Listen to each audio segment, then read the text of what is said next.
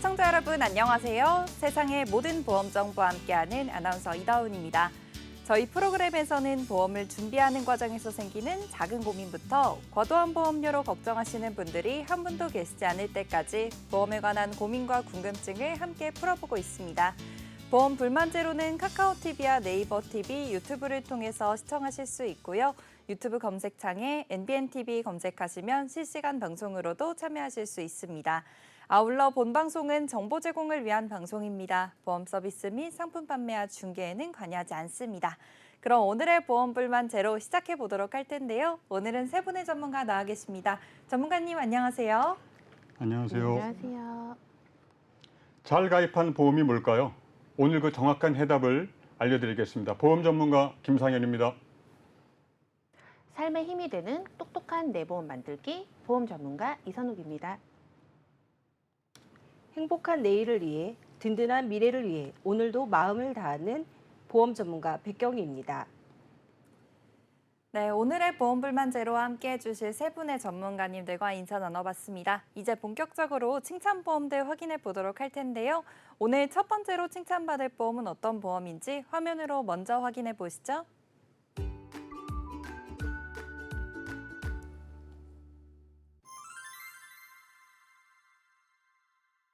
네, 첫 번째 칭찬보험입니다. 뇌심혈관 보험에 대해서 알아보도록 할 텐데요. 저희 김상현 전문가님께서 내용 준비해 주셨습니다. 전문가님 어떤 내용일까요? 네, 오늘 이번 시간에 준비한 내용은 심장 뇌혈관 질환인데요.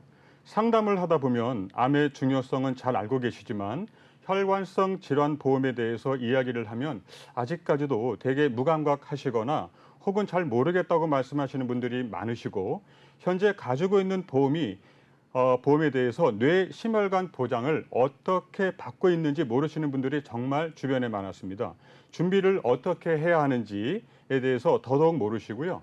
심혈관, 뇌혈관 질환도 암만큼이나 정말 위험성이 높은 질병이기 때문에 시청자분들께서는 체감상 암에 대한 지식이나 암보험의 중요성은 크게 생각하시는 반면에 이 2대 질병이라고 하는 심뇌혈관 질환에 대한 지식과 중요성을 느끼고 계시지 못하십니다. 암 못지않게 중요한 질병이기에 보험회사 입장에서도 심뇌혈관 질환을 암을 포함한 3대 질병으로 언급하고 있는데요. 많은 언론과 매체에서도 이야기를 하고 직접적인 사례를 말씀드리며 뇌혈관, 심혈관이 왜 중요한지에 대해서 설명드리기 전에 앵커분은 어떤 부분이 가장 위험하다고 생각하시나요?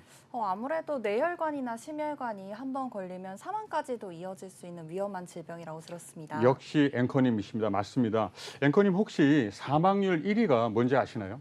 1위는 그래도 암이 아직 아닐까요? 그럼 2위, 3위는 혹시 아시나요? 2, 3위까지는 제가 아직 잘 모르고 있습니다. 네, 지금 자료를 보시는 바와 같이 2007년부터 꾸준히 2, 3위를 차지하고 있는데요. 매년 이 혈관 질환의 사망률은 순위권 밖에서 벗어나질 않고 있고요. 그리고 이 혈관성 질환으로 사망을 하지 않더라도 영구적인 후유 장애를 일으킬 확률이 매우 높습니다. 이처럼 뇌심 진단은 굉장한 위험한 질병이기 때문에 그 경각심을 가지고 있어야 하며 다음 두 번째는 질병 치료를 위한 치료비가 굉장히 비쌉니다. 심뇌혈관 치료비라 함은 크게 수술비, 입원비, 후유 장애를 치료하는 재활 치료비가 있을 수 있는데요. 지금 보시는 자료는 뇌혈관 수술 방법과 치료 비용을 나타낸 자료입니다. 보시는 바와 같이 뇌동맥류부터 쉽게 설명드리자면 혈관이 부풀어 올랐을 때 메워주는 코일 색전술, 부위를 클립으로 막아 혈액의 우회를 도와주는 클립 결찰술, 그 밖에 혈전 제거술 등이 있는데요. 이 수술 비용이 굉장히 비싸기 때문에 치료비뿐만 아니라 수술 비용만의 금액이며 통합적으로 본다면 더 큰 금액을 예상해 볼 수 있을 뿐만 아니라 한 번 막힌 혈관이 다시 막히지 않는다는 보장이 없을 텐데요. 다시 막히게 될 수 있는 생각까지 해보셔야 한다는 겁니다. 앵커님, 수술한 다음에 보통 그 다음에 무엇을 하죠? 네, 수술을 하고 나서는 이제 입원을 하면서 좀 회복을 기다리지 않을까요? 네, 맞습니다. 다음 자료를 보시는 것처럼 평균 입원 일수 역시 최소 2개월에서 길게는 4, 5개월까지 입원 일수가 길어 입원비와 간병비에도 큰 지출이 있습니다. 또한 혈관성 질환의 경우 위에 말씀드린 것처럼 심각한 장애를 남길 확률이 높기 때문에 재활치료비, 소득 활동 부재로 인한 가정의 가계비를 송두리째 무너뜨릴 심각한 질병입니다.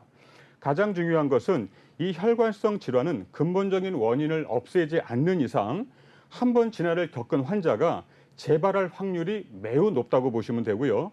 세 번째 이유는 심혈관, 뇌혈관 질환의 경우 심각한 후유 장애를 남길 확률이 매우 높은 질병입니다. 따라서 지금 보시는 자료는 뇌를 단면으로 보았을 때 각 부분이 어느 기능을 담당하고 있는지 보여주고 있는데요. 신체 활동 혹은 언어의 주요한 역할을 하는 뇌의 손상이 이루어진다면 후유 장애를 남길 수밖에 없는 상황입니다. 이렇게 보니 더더욱 뇌혈관성 질환의 무서움이 느껴지질 않으시나요? 그러므로 생명을 위협하는 건 물론 손상된 뇌 부위에 따라 운동이나 언어 장애 등 심각한 후유 장애를 남기게 됩니다. 저는 질병 중에 뇌혈관 질환이 가장 무서운 질병이라 생각이 와닿았던 부분은 제 주변에도 뇌혈관 질환 후유 장애로 고통받으신 분들이 굉장히 많습니다. 이 후유 장애는 우리에게 큰 고통과 무서움을 주는 이유가 운동 기능 상실 혹은 마비, 언어적인 장애를 가졌을 때 정신적인, 심리적인 좌절감이 말로 표현할 수 없겠죠. 그래서 후유증으로 고생하는 분들께서는 우울증 등 후발적인 정신질환을 앓는 경우가 많습니다. 또한 내 가족이 후유 장애를 가지게 되었을 때 간병으로 인한 가족들의 고통, 그리고 그에 따른 간병 비용, 재활 치료 비용, 소득 활동의 불가능 등으로 인한 금전적인 피해 역시 막심하게 될 것입니다. 정리를 해보자면 첫 번째 주제인 심혈관, 뇌혈관 질환이 왜 중요한가? 왜 강조를 하는가? 그 이유는 바로 사망률이 높기 때문에 그렇고요. 치료비도 비싸며 심각한 후유 장애를 남기게 됩니다. 충분히 시청자 여러분들께서 전달되었으리라 생각하고 있습니다. 네, 이렇게 심혈관, 뇌혈관 질환은 사망까지 이어질 수도 있고 또 후유 장애를 남길 확률도 높기 때문에 이 중요성에 대해서 확실히 전달이 되었을 것 같습니다. 그렇다면은 뇌심혈관 질환들에는 어떤 것들이 있는지 조금 더 자세하게 짚어주시면 좋을 것 같아요. 전문가님 어떤 것들이 있을까요? 네, 심뇌혈관 질환이 무엇인지 알려드리기에 앞서 조금은 어려우실 수도 있으나 의학적 용어, 어려운 병명은 다 빼고 시청자분들 입장에서 이해하기 쉽게 설명 한번 드려보겠습니다. 먼저 뇌혈관 질환 담보는 크게 뇌출혈 진단비, 뇌졸중 진단비, 뇌혈관 진단비 이렇게 세 가지로 나뉘어지며 심장은 급성 심근경색, 허혈성 심장 질환으로 나뉘게 됩니다. 이렇게 뇌혈관 내에 피가 원활하게 흐르지 않고 중앙에 막혀서 부풀어 오르는 질병을 뇌동맥류라고 하고 보험 범위로 봤을 땐 뇌혈관 담보에 해당합니다. 뇌혈관이 막히거나 터지면 뇌졸중, 뇌경색, 뇌출혈, 심장 혈관이 막히거나 터지면 협심증, 급성 심근경색 이해되셨나요? 자료를 보시게 되면 가장 좁은 범위부터 뇌출혈 담보, 뇌출혈만 보장해 준다는 뜻이고요. 뇌졸중 담보는 뇌출혈 담보까지 포함을 하고 있습니다. 뇌출혈 단어 자체가 출혈성 담보까지 포함을 있기 때문에 허혈성 뇌졸중, 즉 터지지 않는 뇌졸중을 뇌경색이라고 합니다. 예를 들어 내가 담보를 가지고 있다. 그러면 전조 증상 다 건너뛰고 출혈이 와도 어차피 뇌졸중 담보에서 보장을 받을 수 있다는 거겠죠. 같은 맥락입니다. 내가 뇌혈관 질환 담보를 가지고 있다. 그렇다면 뇌출혈 담보, 뇌졸중 담보를 포함한 뇌혈관 질환에 대한 병을 보장을 다 해주겠다는 얘기입니다. 네, 좋습니다. 오늘 뇌심혈관 보험에 대해서 왜 중요한지 그리고 이 병에 대해서도 한번 짚어보는 시간 가져볼 수 있었는데요. 오늘 참 많은 내용 말씀해 주셨는데 오늘 내용 정리 부탁드리도록 하겠습니다. 네, 오늘 정리를 해보자면 먼저 왜 중요한가에 대해서 알아보았습니다. 그 이유는 사망률이 높고 치료비가 비싸며 심각한 후유 장애를 남길 수 있기 때문입니다. 두 번째, 그 혈관성 질환이 무엇인가에 대해서 설명드리면서 강조를 했던 부분이 혈관이 막히거나 터져서 생기는 질병으로 뇌로 가면 뇌출혈이고 심장으로 가면 심혈관 질환입니다. 또한 여기서 짚어드리는 이 필주를 갈아 끼우지 못하는 이상 근본적인 원인을 해결하지 않으면 한번 혈관 질환을 앓으셨던 분들은 다시 올 확률이 굉장히 높습니다. 마지막 세 번째, 보험 상품을 준비하기 위해서 반드시 가장 넓은 범위로 준비를 하셔야 하고요.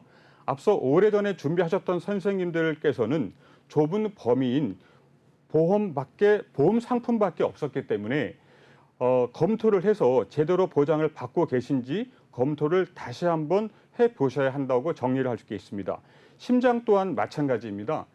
예전에 심근경색에 대한 준비를 하셨다면 이제는 허혈성 진단 및 더 나아가 부정맥 진단까지도 준비를 하셔야 합니다. 가족력이 있으신 분들은 빈맥이나 심박세동이 있으시다고 하는 분들이 많으세요.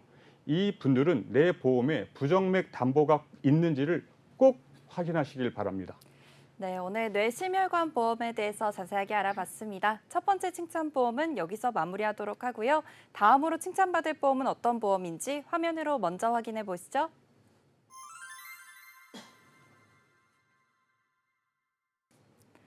다음으로 칭찬받을 보험은 치매 간병보험입니다. 이선옥 전문가님께서 내용 준비해 주셨는데요. 전문가님 오늘 어떤 내용일까요? 네, 제가 오늘은 치매에 대해서 설명을 드리려고 하는데요. 지금 치매 보면은 단계로 나눠져 있습니다. 지금 총 5단계로 나눠져 있고요. 위에 보시면 그 경증하고 중등도가 같이 앞에 표로 이렇게 나와 있잖아요. 쉽게 설명을 드리도록 하겠습니다. 경도는 건망증인가라고 느낄 정도로 약간 경미한 상태이기는 하거든요. 가끔 생활하시다가 보면은 핸드폰으로 통화를 하시면서도 핸드폰이 어디 있지라고 하시는 경우도 있고요. 리모컨이 어디 있지 하는데 냉장고에서 나오는 경우도 있죠. 네, 드물긴 하지만요. 네, 그러다 보니 일상생활에 약간의 지장이 있게 됩니다. 자, 그러나 중등도 단계에서부터는 주변에서도 약간 이상하다고 느낄 수 있게 됩니다. 새로운 기억은 잊어버리고 오래된 기억만 하는 경우가 있습니다. 혹시 그 치매에 관련된 요새 드라마나 영화가 되게 많거든요.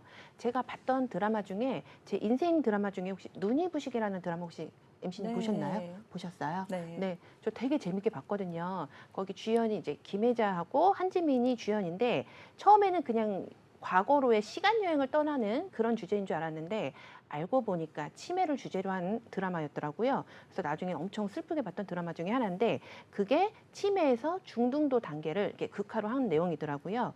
예, 그리고 알고 봤더니 그런 부분 때문에 너무너무 치매가 이제 와닿더라고요. 네, 그리고 중등도 이상부터는 이제 가족이 케어하기가 조금 힘든 단계가 되거든요. 그걸 이제 저희가 CDR 점수 3점이라고 하는데요. 보통은 대소변을 가리기가 조금 힘들어지시다 보니까 요양원에 입소를 하시는 경우가 상당히 많게 됩니다. 치매 환자 수를 저희가 쉽게 설명을 드리면 택시 수하고 비교를 할 수가 있어요. 도로에 보면은 택시가 되게 많잖아요. 택시 수만큼 치매 환자가 많다는 얘기입니다. 정말 어마어마한 숫자죠. 65세 이상 노인 중에 10명 중에 1명은 치매 환자이고 그중에 여성의 비율이 60%가 넘는다고 합니다. 그중에 60% 넘는 환자들 중에서도 87%는 알츠하이머에 의한 치매가 훨씬 많다고 합니다. 치매는 누구에게나 올 수 있습니다. 치매는 가장 두려운 질병이면서도 가족이 함께 앓는 질병이고요. 마음만 아픈 병이 아니고 경제적 부담이 상당히 큰 질병입니다. 왜냐하면 치매는 낫는 병이 아니고요. 점점 악화가 되는 병이기 때문에 그만큼 치료비와 시간이 많이 들어가는 병이라고 할 수 있습니다. 그렇기 때문에 가장 걱정되는 부분이 경제적인 부분일 거예요. 그러다 보니까 이제 국가에서도 많이 내용이 내려오고 있는데요. 보시면 분리비용 같은 경우는 간병 비용부터 요양원 비용까지 감당해야 할 비용이 많다는 걸 의미하게 됩니다. 가족이 감당하는 부분에서 부담이 점점 커지다 보니까 요즘은 간병 비용을 급여화하자라는 얘기까지 나오고 있죠. 아직 뭐 결정은 되지는 않았지만 나중에는 그렇게까지 되지도 않을까라는 개인적인 의견입니다. 네, 국가에서 도와주고는 있지만 개인이 부담해야 될 금액이 상당히 큰 게 현실이기 때문이죠.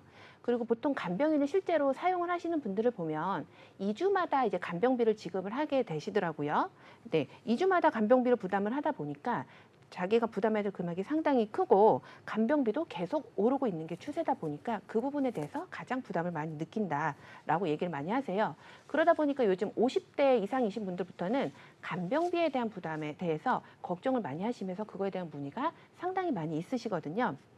간병비하고 간병 수요를 보면 점점 늘어나는 게 보이실 거예요. 제가 표를 준비를 했거든요. 지금 저 표는 조금 오래되기는 했지만 그래프가 점점 위로 가는 걸 보실 수 있으실 거예요. 이 그래프는 앞으로 더 많이 올라간다고 볼 수 있을 거예요.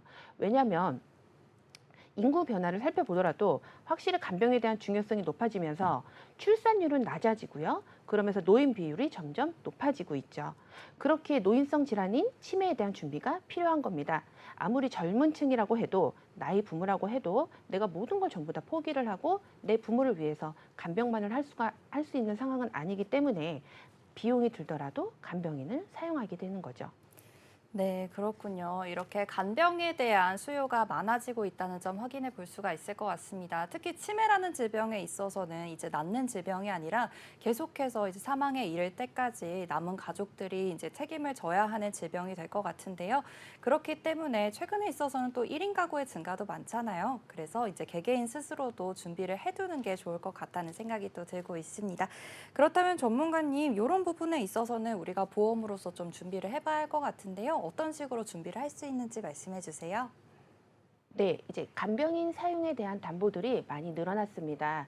예전에는 간병인 지원 일당이라고 해서 보험회사에서 간병인을 지원을 해주는 그 담보밖에 없었거든요. 간병인을 사용하지 않을 때에는 일당처럼 지급을 받을 수 있었는데 단점으로는 3년마다 갱신이 된다는 게 되게 단점이었어요. 그래서 최근에는 새로운 담보들이 많이 나왔습니다. 간병인 사용 일당이라는 담보가 나왔는데요.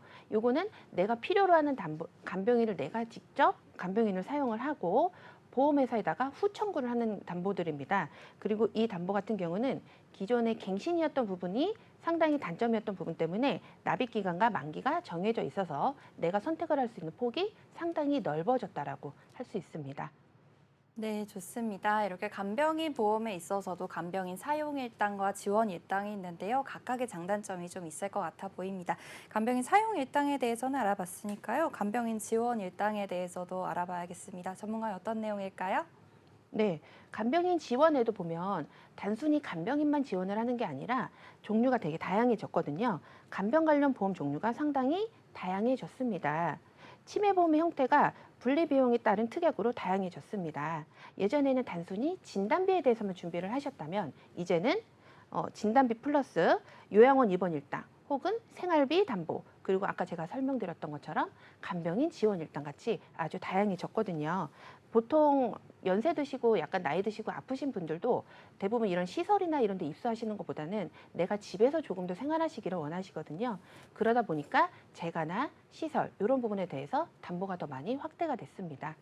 네, 좋습니다. 치매 간병보험에 대해서 자세하게 알아봤는데요. 여기서 두 번째 칭찬보험은 마무리하도록 하겠습니다. 다음으로 칭찬받을 보험은 어떤 보험인지 화면으로 먼저 확인해 보시죠.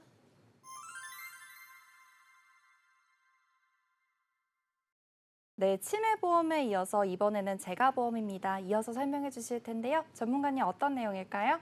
네. 장기요양 등급 재가급여를 설명하기 전에 노인 장기요양보험이 뭔지 설명드리려고 합니다. 시청자 여러분, 대한민국은 이미 고령사회로 진입한 국가입니다. 그 속도가 다른 국가에 비해 매우 빠르다고 합니다. 반면 저출산은 더 심해지고 있죠. 아마도 2050년이 되면 생산 가능 인구 15세부터 64세까지의 1.4명당 1명이 노인을 수발해야 하지 않을까 하는 생각이 듭니다. 급속한 고령화로 인해 어르신 케어는 사회적 국가적 문제로 직면화되었기 때문에 국가는 노인 장기 요양보험 제도를 실시하게 되었죠. 노인 장기 요양보험은 노인 장기 요양보험법에 근거하여 2008년 7월 1일부터 시행한 제도로 65세 이상의 노인이나 65세 미만이어도 노인성 질환인 파킨슨, 뇌혈관 질환, 치매, 관절염 등으로 6개월 이상 혼자 일상생활이 어려운 사람에게 현물급여와 현금급여 그리고 재가급여를 지원해주는 사회적 제도입니다. 하지만 여기서 중요한 부분은 신청자가 65세 미만인 경우에는 노인성 질병에 해당되어야만 신청이 가능하다고 합니다. 앵커님, 그럼 장기요양 등급은 신청을 하게 되면 장기요양 판정을 쉽게 받을 수 있을 것 같으세요? 글쎄요. 왠지 좀 이름이 어렵기도 하고 가입 심사가 좀 까다롭진 않을까 걱정이 되는데요. 그래도 이렇게 신청을 하면 좀 받을 수 있을까요? 네. 자, 그럼 시청자 여러분, 화면에 보이는 그림과 같이 장기 요양 등급 판정이 어떻게 이루어지는지 한번 알아볼게요. 화면에 보이는 장기 요양 등급 판정 기준표의 그림을 보시면 보다 이해가 쉬우실 겁니다. 그림의 내용과 같이 1등급은 장기 요양 인정 점수 95점 이상, 심신의 기능 상태 장애로 일상생활에서 전적으로 다른 사람의 도움이 필요한 상태, 즉 앉아서 식사가 힘든 상태라고 보시면 됩니다. 2등급은 장기 요양 인정 점수 75점 이상, 95점 이하로 일상생활에서 상당 부분 도움이 필요한 상태, 즉 도움을 받아 앉아서 식사할 수 있는 상태라고 보시면 됩니다. 3등급은 장기 요양 인정 점수 60점 이상, 75점 이하로 일상생활에서 부분적으로 다른 사람의 도움이 필요한 상태로, 즉 그림처럼 휠체어에 의존해서 다니시는 상태라고 보시면 됩니다. 4등급은 장기 요양 인정 점수 51점 이상, 60점 이하로 일상생활에서 일정 부분 다른 사람의 도움이 필요한 상태로, 즉 그림처럼 지팡이 짚고 다니시는 상태라고 보시면 됩니다. 5등급은 장기 요양 인정 점수 45점 이상, 51점 이하로 노인성 질병에 해당하는 치매로 한정됩니다. 그 외에 45점 이하 인지지원 등급 주야간 보호센터 이용이 가능합니다. 화면에 보이는 그림을 보시면 장기 요양 인정 점수가 낮을수록 덜 심각한 상태라고 볼 수가 있겠습니다. 앵커님, 그럼 설명을 들으시고 난 후에는 장기 요양 등급이 어떻게 아직도 받기 어렵다고 생각하세요? 그래도 높은 등급은 좀 어려울 것 같긴 한데 4등급이나 5등급 아니면 그 밑에 인지지원 등급 정도는 신청하면 받을 수 있을 것 같다는 생각이 들어요. 네. 실제로 고객님들께서도 장기 요양 등급 신청 후 등급을 받기 어려운 것이 아니냐고 앵커님과 같이 물어보시는 분들이 많으셨는데요. 실제로 요양원에 종사하시는 분께 물어보니 등급 받는 건 크게 어렵지 않다고 하네요. 그리고 실제로도 장기 요양 등급 신청자 중에 89%가 장기 요양 등급을 인정받는다고 합니다. 제 경험을 바탕으로 한 가지 실질적인 사례를 들려드릴게요. 그 당시 저희 아버님 나이는 73세이셨고 골감증도 있으셨어요. 그 정도 나이면 골감증에 허리는 보통 기본적으로 많이들 안 좋으세요. 아버님께서는 자주 물리치료를 받으셨는데 골감증 때문인지 물리치료 받으시다 척추 압박 골절로 되신 거예요. 연세가 있으시기 때문에 골전대뼈에 골 시멘트 주사 시술을 받게 되었어요. 시술 후 일상생활에서 혼자 앉았다 일어났다 하시기 매우 힘든 상황이 계속 지속되셨어요. 어머님은 아버님과 키 차이도 엄청 나셨거든요. 그래서 그런지 어머님이 부축하시는데 엄청 힘들어 하셨고 어머님 또한 관절염으로 아버님 케어가 아주 힘든 상황이셨습니다. 저희 또한 아버님과 거리가 집이 멀어서 찾아뵙지도 못하는 상태라 제가 요양복지센터를 통해 장기 요양 등급 신청을 하게 되었어요. 장기 요양 보험을 신청하면 지원 양식 방문 후 조사 후 국민건강보험공단 내 장기 요양 보험 등급 판정위원회에서 심사를 통해 등급을 받게 되는데요. 저희 아버님은 어렵지 않게 4등급을 받게 되었습니다. 이후 어머님도 어렵지 않게 4등급 판정을 받으시고 두 분이 지금은 3시간씩 총 하루 6시간 재가급여 방문 요양을 이용 중이십니다. 이렇게 어머님, 아버님처럼 장기 요양 1급에서 5급 판정을 받게 되면 국가에서 지원하는 재가급여, 시설급여 서비스를 이용할 수 있습니다. 앵커님 혹시 그럼 재가급여나 시설급여에 혹시 알고 계시나요? 네, 이 차이점에 대해서 여쭤보시는 거죠. 네. 네, 맞습니다. 재가보험 같은 경우에는 재가급여는 집에서 받을 수 있는 서비스고 네. 시설은 이제 외부에 있는 요양원 같은 시설에서 받을 수 있는 거 아닐까요? 네. 네, 맞습니다, 앵커님. 재가급여는 집에서 도움을 받을 때 받는 급여라고 생각하시면 됩니다. 급여 서비스로는 시청자 여러분 이해가 쉽게 화면의 그림으로 준비해 드렸습니다. 재가급여 서비스에는 복지용구 구비 및 대여, 단기보호, 방문요양, 방문목요, 방문간호, 주야간 보호 따위를 제공해주는 서비스 형태의 급여입니다. 재가급여 방문요양은 집에 계신 노인에게 요양보호사가 방문하여 일정 시간, 보통 하루 3시간, 신체수발, 가사지원 서비스를 제공하는 방문요양 서비스입니다. 주야간 보호센터 시설에서 프로그램을 제공하면서 보호하는 주야간 보호 서비스도 있습니다. 그리고 시설급여는 집이 아닌 노인의료복지시설에 해당하는 노인요양시설, 이나 노인요양 공동생활가정요양원에 장기간 동안 입소하여 신체활동 지원, 심신기능의 유지, 향상을 위한 교육, 훈련 등을 제공하는 요양급여입니다. 앵커님, 이제 어떻게 재가급여나 시설급여 차이점에 대해서 정확히 이해가 되셨나요? 네, 재가급여 같은 경우에는 집에서 도움을 받을 때 받는 급여라고 생각하면 될 것 같고, 시설급여는 요양원에 입소해서 이제 서비스를 받을 때 이제 받을 수 있는 서비스를 제공받는 것을 말하는 것 같은데요. 그런데 이런 것들이 다 장기요양 등급 판정만 받게 된다면은 사용을 할 수 있는 건지 이게 좀 궁금하더라고요. 와, 앵커님 정말 중요한 질문을 주셨습니다. 고객님들께서도 이거 국가에서 지원을 해주는데 재가급여 보험을 가입해야 할까요? 하는 문의를 많이 주시는데요. 시청자 여러분, 노인성 질환은 장기간의 치료가 필요한 경우가 많아 케어 비용이 다른 질환에 비해 상당히 비싼 편입니다. 매달 건강보험공단에 납부하고 있는 금액이 포함되어 있지만 장기요양 등급 판정 후 재가급여 서비스나 시설급여 서비스를 이용하게 되면 지금 표에 보이는 재가급여에 따른 자기부담금은 15%, 시설급여의 경우에는 20%의 자기부담금을 지불해야 합니다. 화면을 보시면 일반 대상자 본인부담금 금액이 보이실 것입니다. 재가급여 본인부담금이 9만 원에서 30만 원 상당의 본인부담금이 발생하였고, 시설급여 40만 원에서 50만 원 상당의 자기부담금이 발생한 것을 볼 수 있습니다. 이렇게 100% 무료 지원이 아닌 유로 자기부담금이 발생한다는 것을 한눈에 알 수 있겠습니다. 실질적으로 저희 아버님, 어머님도 수가 1인당 20만 원 정도의 자기부담금을 내고 계십니다. 어머니께서는 자기부담금이 부담스럽다고 재가급여 서비스를 끊으시려고 해서 지금은 저희가 자기부담금을 지불하고 있는데요. 한 달에 두 분 합산 자기부담 금액이 월 40만 원이 적은 금액이 아니더라고요. 이렇게 저희 나이도 젊은 편이 아니기 때문에 이런 비용이 사실 부담스러울 수가 있습니다. 더 큰 문제는 중증으로 넘어갈수록 받는 서비스도 많아지고 시간도 길어지게 되거든요. 단기 보호를 넘어서 시설 보호까지 받아야 하게 되면 월 한도액이 부족한 건 사실입니다. 또 2월 한도액을 초과하면 비용은 본인이 모두 지불해야 되기 때문에 이에 대한 준비가 필요합니다.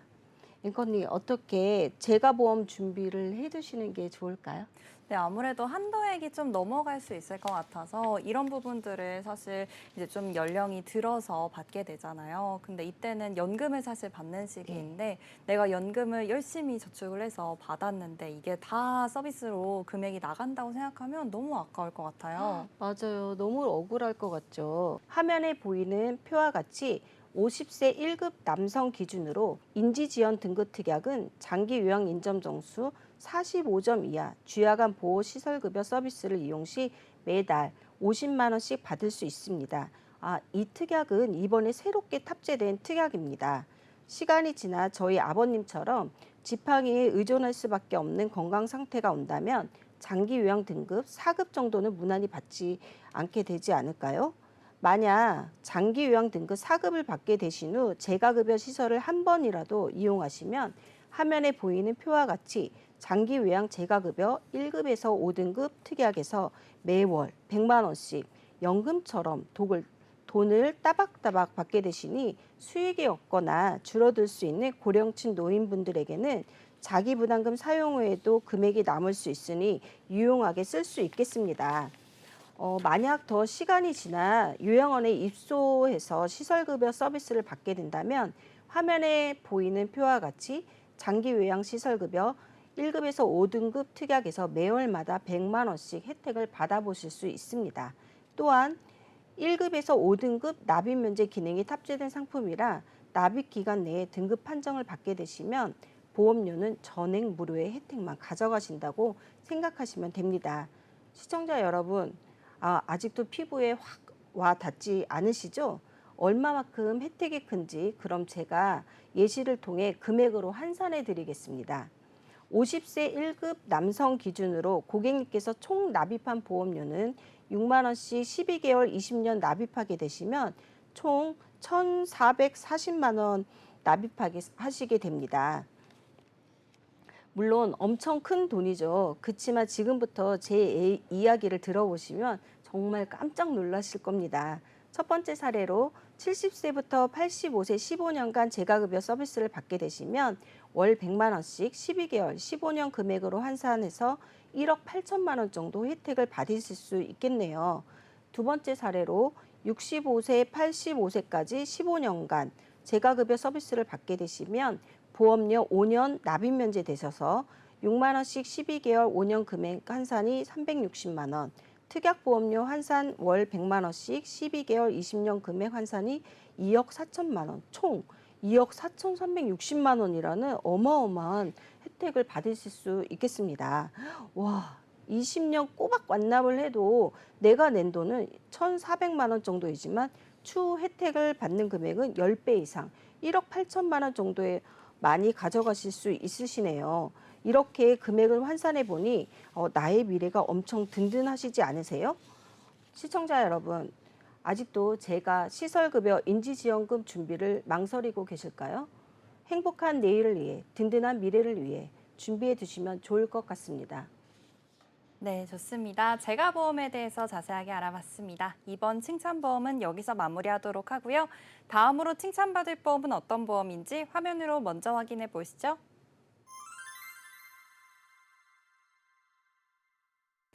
다음으로 칭찬받을 보험은 수술비 보험입니다. 이선옥 전문가님께서 다시 내용 준비해 주셨는데요. 전문가님 오늘 어떤 내용일까요? 네, 제가 준비한 보험은 수술비 보험인데요. 시청자분들이 생각하는 좋은 보험이란 무엇일까요? 보험료는 좀 싼데 보상을 많이 받을 수 있다. 그러면 좋은 보험이 아닐까요? 대부분 보험은 가입만 해놓고 보상을 못 받는다고 하시는 분들이 상당히 많으시거든요. 그런데 수술비 보험은 다릅니다. 우리가 보면은 1년에 한 번이든 2년에 한 번이든 국가에서 건강검진을 받으시잖아요. 그럴 때 흔히 나오시는 게 대장용종이 많이 나오시거든요. 근데 이 대장용종이 수술비에 해당이 안 되는 줄 알고 청구를 안 하신 분들이 상당히 많으세요. 대부분 이제 건강검진은 실비에서도 보상이 안 되기 때문에 보상을 못 받는다라고 생각을 하셔서 청구를 안 하셔서 못 받으신 분들이 상당히 많으신데 제가 제 고객님들한테는, 시청자분들한테는 제가 이거를 꼭 알려드리겠습니다. 내시경으로 간단하게 하는 용종 제거도 수술비를 받으실 수가 있어요. 담보에 보시면 질병 수술비라고 되어 있는 담보들이 있거든요. 여기에서는 수술비로 용종 제거하신 부분에 대해서 보험료를 받으실 수가 있기 때문에 꼭 청구를 하시기 바랍니다. 네, 좋습니다. 오늘 준비해 주신 내용이 이 수술비 보험인데요. 대장 용종처럼 간단한 용종 제거 시술에 있어서도 수술비에서 보장을 받을 수가 있다고 합니다. 이런 내용들이 참 많이 숨겨져 있을 것 같은데요. 오늘 그러면은 자세히 수술비 보험에 대해서 알아보겠습니다. 수술비 보험은 자세히 어떤 보험일까요? 네, 수술이라고 하면 약관에 정해져 있는 내용이 있는데요. 약관상에는 생체, 절단, 절제를 해야 수술이라고 하거든요. 근데 쉽게 설명을 드리면 맹장 수술을 하시게 되면 절단과 절제가 들어가기 때문에 수술에 해당이 되십니다.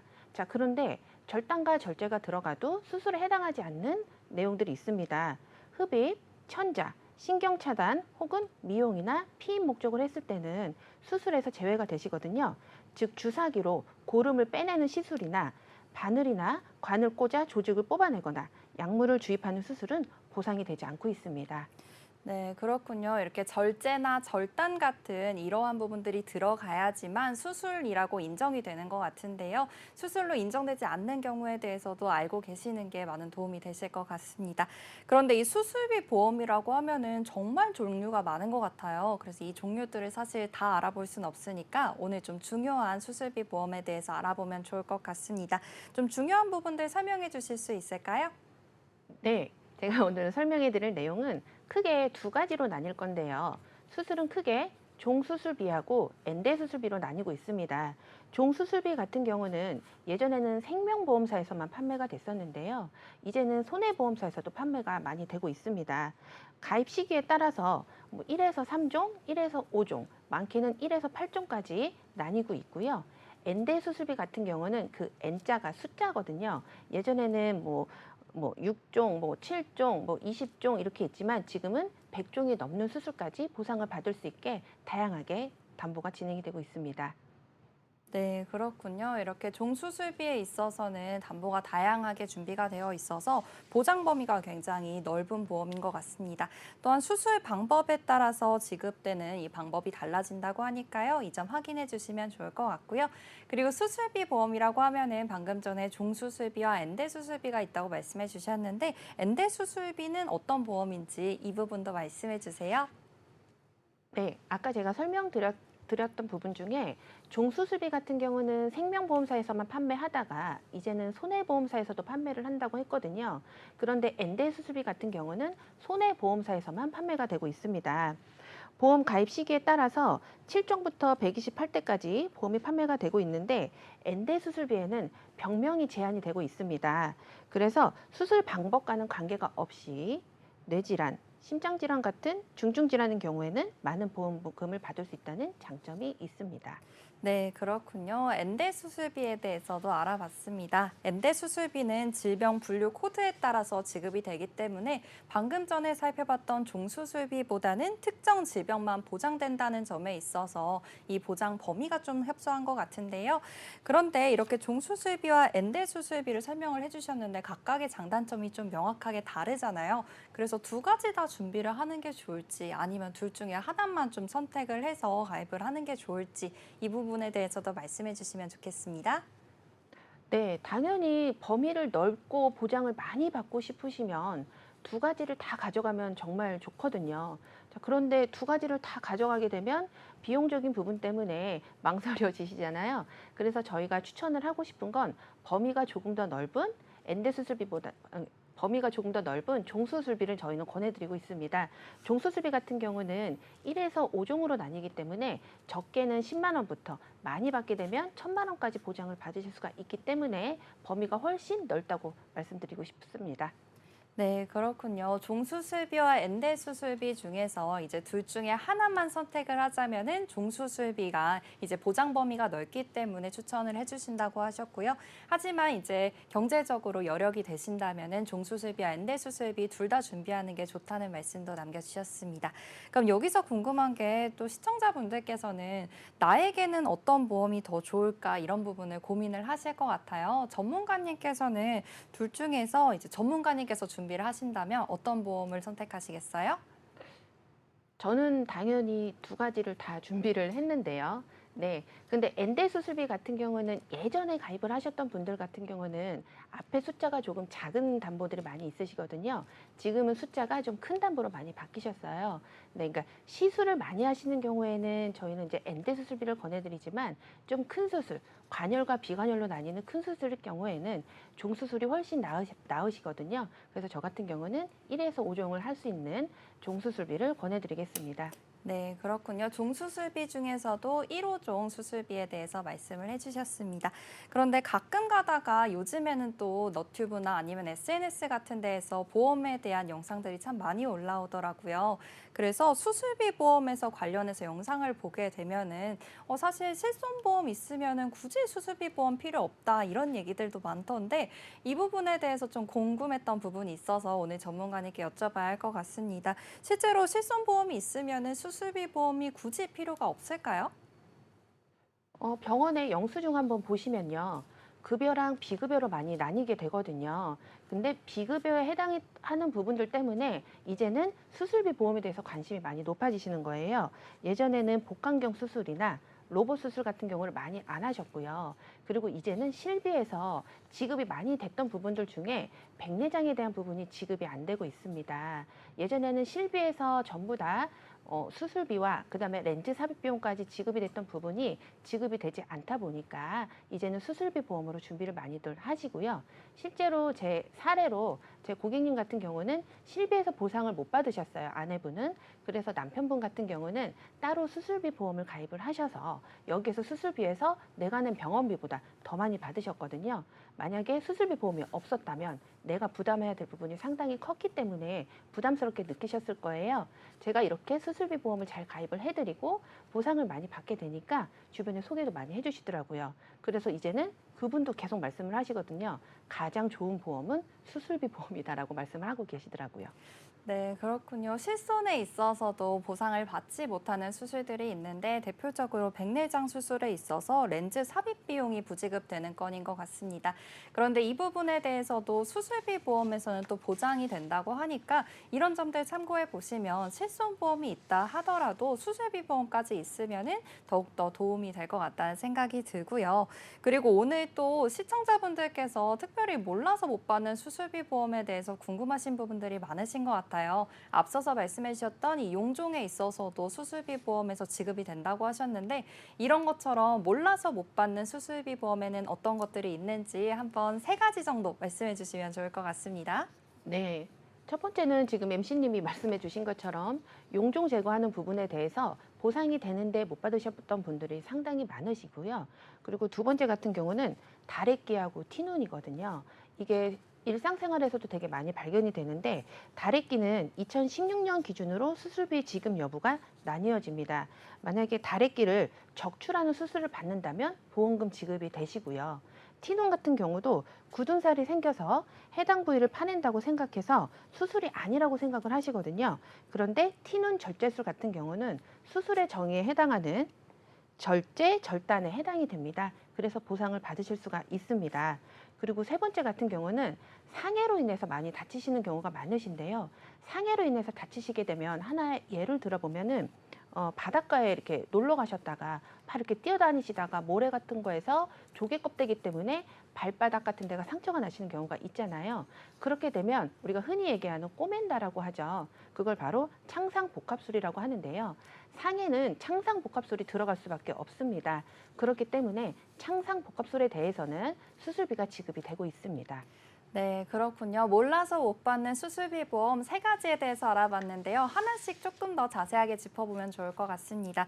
우선 용종 제거 수술에 있어서 이제 이 부분에 수술비를 지급받기 위해서는 또 유의해야 할 점이 있다고 하던데 어떤 것들을 좀 주의해서 우리가 서류라든지 아니면은 좀 수술비 보험을 받기 위해서 만족해야 하는 조건이라든지 이런 것들이 좀 따로 있을까요, 전문가님?